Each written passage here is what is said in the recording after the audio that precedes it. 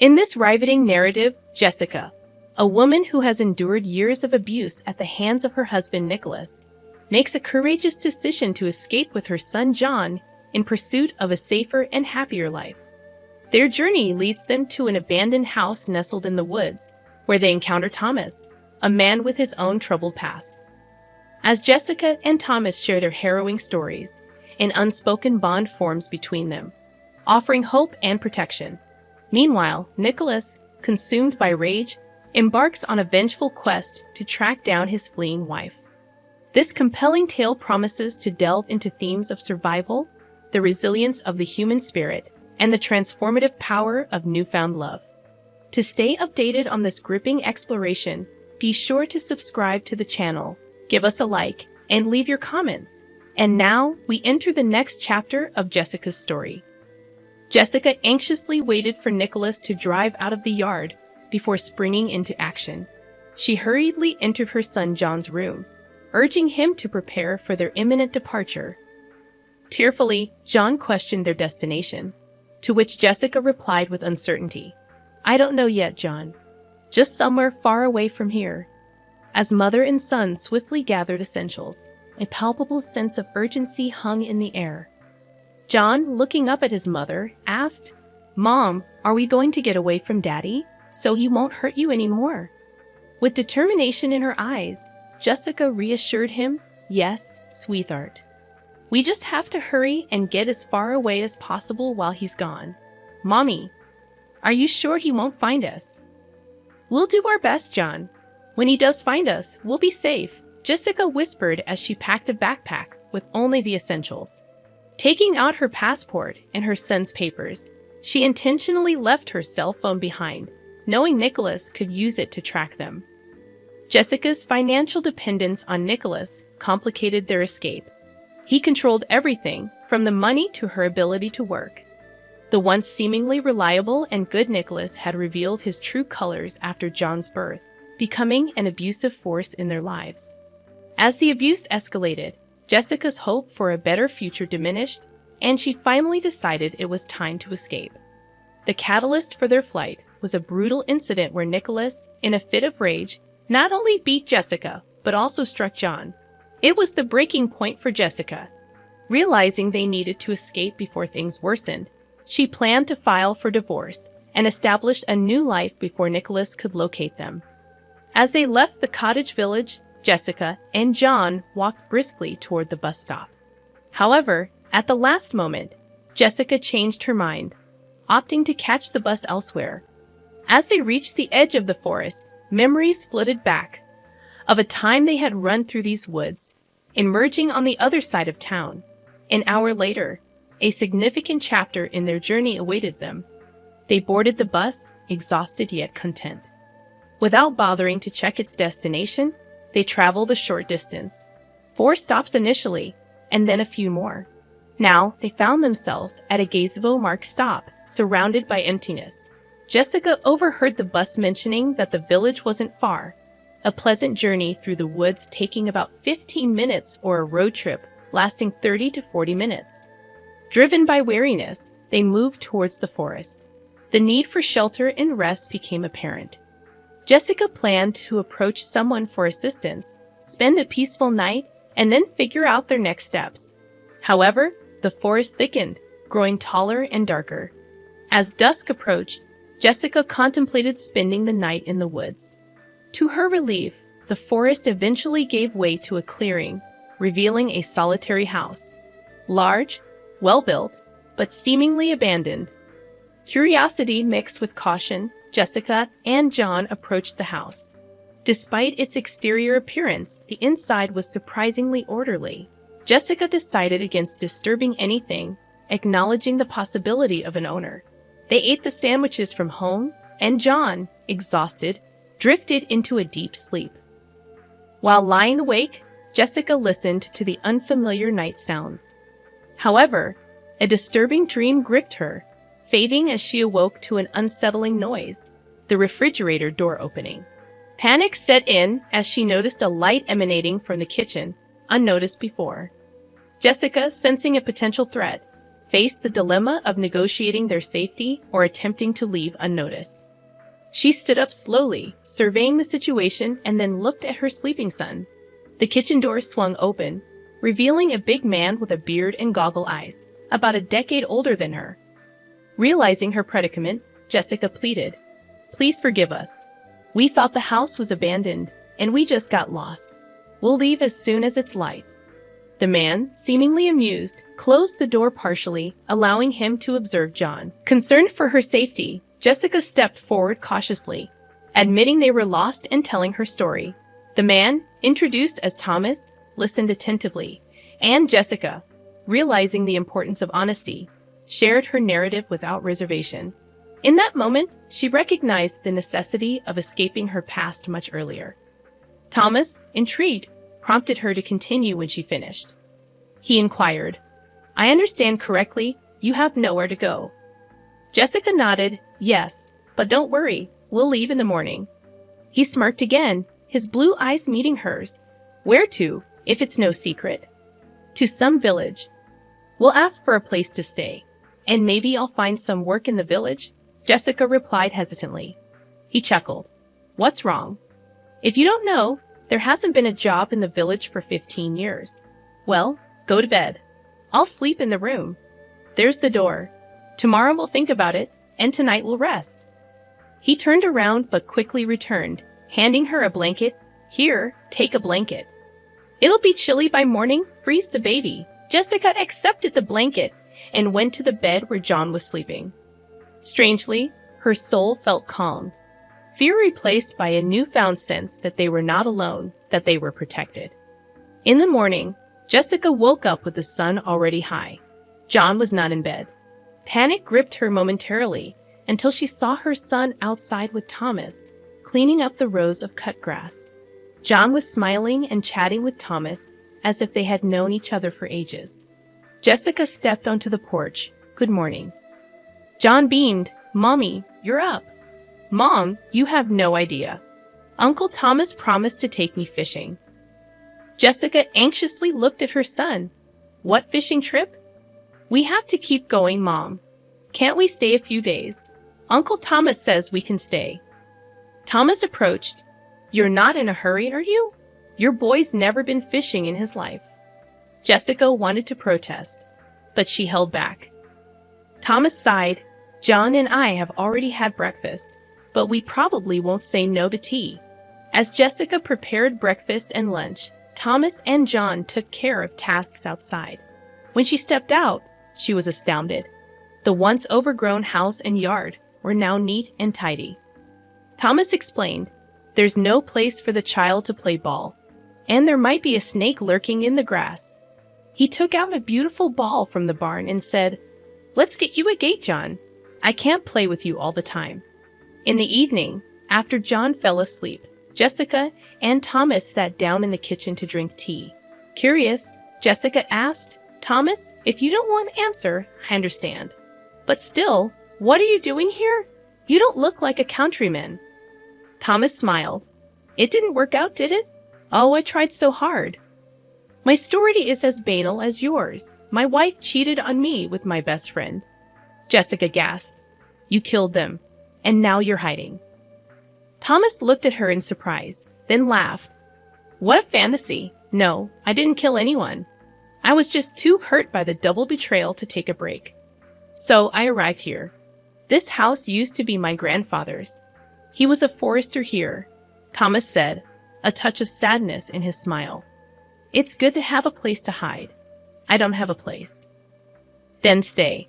There's plenty of room for everyone. It's not far. A 10-minute walk from the village. I'll show you," he'd offered. Jessica didn't say anything. It all sounded promising, but living without money seemed impossible. They would eat Thomas's food, and then what? A week passed quickly, then another. One day, Jessica approached Thomas. "Thomas, how long can we sit on your neck? I have to do something. I have to find a place to go, a place to work, a place to live. You can't babysit us all the time." Meanwhile, John was doing well, putting the ball in the goal, oblivious to their conversation. Thomas replied, It's not like I'm chasing you, but I totally understand. Why don't we all go back to the city together? I've got a big apartment. You can have your own room while you get settled." Jessica looked at him fearfully, but that's where Nicholas is. Exactly. Are you going to spend the rest of your life hiding from him in the woods? That's not the point. What about John? He's going to school this year. He needs to socialize with his peers. 3 days later, they moved back to the town with Thomas. Jessica wasn't sure if it was the right decision, but Thomas was telling the truth. She couldn't spend her whole life in hiding. When Jessica had initially shared her story with Thomas that first night in the forest home, she hadn't gone into detail about Nicholas's abuse. However, when they lived together, she opened up about the extent of the torment. Thomas clenched his fists, white-knuckled with rage, vowing never to let Nicholas harm Jessica or John again. That night, Jessica cried in Thomas's arms, releasing years of humiliation and fear. She felt lighter and calmer, knowing she now had a guardian angel in Thomas. Over time, John and Thomas grew close. In the city, they spent quality time together, as Thomas promised, taking John fishing and teaching him valuable life skills. They went on camping and fishing trips, forming a strong male friendship. Nicholas eventually found Jessica a few months later, but by then, Jessica had a newfound support system in Thomas. She loved it so much that she filed for divorce as soon as she arrived. Thomas was far from poor. He had his own business, and although it was a big apartment, they didn't see each other much because Thomas was often away at work. Jessica ran to the store and bought some fish. Thomas gave her money for household expenses, which she thought was too much, but he laughed, saying that he spent a lot more on dinners in restaurants because he couldn't cook. She was almost to the driveway when a familiar voice called out to her, "Jessica, wait a minute." She stumbled, terror sweeping over her. She recognized the voice immediately. It belonged to her husband, Nicholas. Jessica slowly turned around. Nicholas stood next to her, his eyes narrowed, indicating an intense level of rage. "Why are you acting so bad, wifey, or have you relaxed? Didn't I bring you up enough?" He clenched his fists, and Jessica squirmed, covering her face with her hands. She heard some kind of slap, then a loud thud, but there was no punch. Cautiously, she opened her eyes. Nicholas was lying on the ground, with Thomas towering over him. "Remember, weakling, if I ever see you near her or Jan again, I will bury you in the asphalt. You got it? Who are you? Who the hell are you?" Thomas pulled out a business card and shoved it into Nicholas's pocket. "I'm the man who will keep them safe forever." He turned around, took the bag from Jessica's hands, and pushed her toward the entryway. Jessica walked and smiled. She had such hope. She was even afraid to admit to herself that she had fallen in love with Thomas. "Like the girl in front of the door," he asked. "When's the divorce?" "In 5 days. We have to get married, you realize?" Thomas spoke in a long and rambling voice. Jessica turned to him and gave him a quick kiss. "I agree." Thomas looked up, frozen, then asked, "And you won't be disgusted to live with me? I'm talking about real life." Jessica laughed. "How could it be disgusting with someone you love, Tom?" Thomas was a little confused, then dropped the package and picked her up in his arms. "Are you serious? I didn't even dare to dream of such a thing." Shortly after, Jessica and Thomas married. They had a daughter named Anna, and John, now a big brother, was very proud. Nicholas didn't cause any more problems. It seemed he had found a new victim and was now preoccupied with her. Jessica continued to work, coming home to her loving husband and 2 children. Thomas tried to spend as much time with his family as possible. When John went to school, he made many friends, and Thomas and Jessica enjoyed watching their son grow up to be a healthy and fun-loving child. A few years later, another son was born to them. Now both the baby and Anna ran after their older brother, and John willingly played with them. Jessica thanked fate for this new life full of love and family warmth. Next to Thomas, she truly blossomed and believed in herself and her strength. After Nicholas ran into Thomas at Jessica's doorstep, he didn't show up for a while. A couple of months later, Jessica happened to see him on the street. Nicholas was walking with his arm around a skinny girl in her 20s. Jessica realized, from her frightened look, that this poor girl had fallen into the clutches of a tyrant and a domestic abuser. Jessica and Thomas had seen Nicholas several times with different women. Apparently, he would find a victim, marry her, and then, when she ran away, look for the next unfortunate one. When John grew up, Jessica once talked to him about his former father. It turned out he tried to get in touch with his son a couple of times, but John stayed away from the guy. He loved his real dad, Thomas. The last time they heard from Nicholas was about 5 years ago. They say he married some rich widow.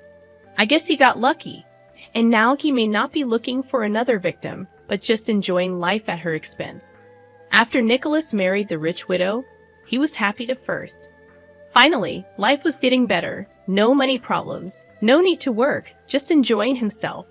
However, over time, it turned out that his new spouse was an overbearing, dominant woman who constantly humiliated and insulted Nicholas, forcing him to fulfill humiliating whims. He tolerated all her antics because she made a will in his favor.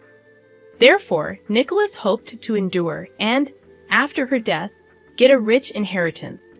For the sake of this, he was ready to bear any humiliation from his own wife. However, in the end, such a life broke Nicholas. He drank himself to sleep, almost lost his mind from constant abuse, and then the widow changed her mind, amending the will and depriving her husband of the right of inheritance. In the end, Nicholas was left with nothing. The cruel, dominant spouse threw him out on the street, taking all his money and property. The boomerang of his misdeeds came back and ruined Nicholas's own life. As John grew older, it was hard for him to realize and believe what his own father, Nicholas, had once done. He heard stories from his mom about the beatings and humiliations she suffered from this cruel and heartless man. John couldn't understand how it was possible to beat and torture his own wife, the mother of his child. When John was about 12 years old, Jessica carefully told him about the incident when Nicholas had hit him, a little boy, and how he had thrown him to the corner of the room when John had stood up for his mom. Goosebumps ran down John's spine at the realization of that horror and pain. He couldn't believe for a long time that it was his own father doing that. A man who was supposed to love, protect, and defend his family, but instead caused them unbearable suffering. John was truly grateful to fate that he had another man by his side now. His dad, Thomas, sensitive, responsive, and so dear. It was him that John considered a real father and role model. When they were already a happy and friendly family, Jessica suggested that they go together to that abandoned cabin in the woods where they had once found shelter. The whole family happily agreed. They arrived in the woods, found a clearing with a house that looked abandoned as well. Stepping inside, Jessica and Thomas felt nostalgic, remembering their first meeting.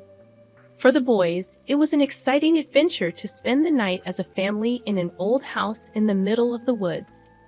They listened with delight to their parents' stories about those events, how Mom and Dad met and fell in love. In those days, there was an atmosphere of unity, warmth, and love in the forest. In the evenings, everyone sat around the fire, baked sausages, told stories, and played games. One day, a thunderstorm suddenly began. Heavy clouds covered the sky, a strong wind blew, and then there was a real hurricane. It seemed that the old house was about to collapse from the gusts of wind. Thunder rumbled, lightning flashed. The children huddled fearfully around their parents, but Thomas was not confused. He calmed everyone down and took them to the safest room in the house. Then he boarded up the windows and doors to keep the drafts out. When the storm subsided a little, Thomas lit the fireplace, and the house became cozy. Thomas got chocolate, marshmallows, and flashlights out of his backpack. They had an impromptu picnic right on the living room floor. The kids were so grateful to Thomas. Thanks to his resourcefulness and courage, everyone stayed safe and sound. Now the story of how the head of the family saved everyone has become a family legend. The Story of the Hurricane. Once again, it clearly demonstrated to Jessica the fundamental difference between Thomas and her ex-husband Nicholas. In a critical situation, Nicholas only swore and blamed everyone around him. He never sacrificed his comfort for the well-being of his family. Thomas, on the other hand, did not hesitate to risk himself to shelter and save his loved ones. He acted decisively and rationally. His coolness and resourcefulness were admirable. After everything that had happened, Jessica was firmly convinced that with Thomas, she and the children would be safe. With him, they could survive any hardships and storms because he is a real man, a pillar of safety and security for the family.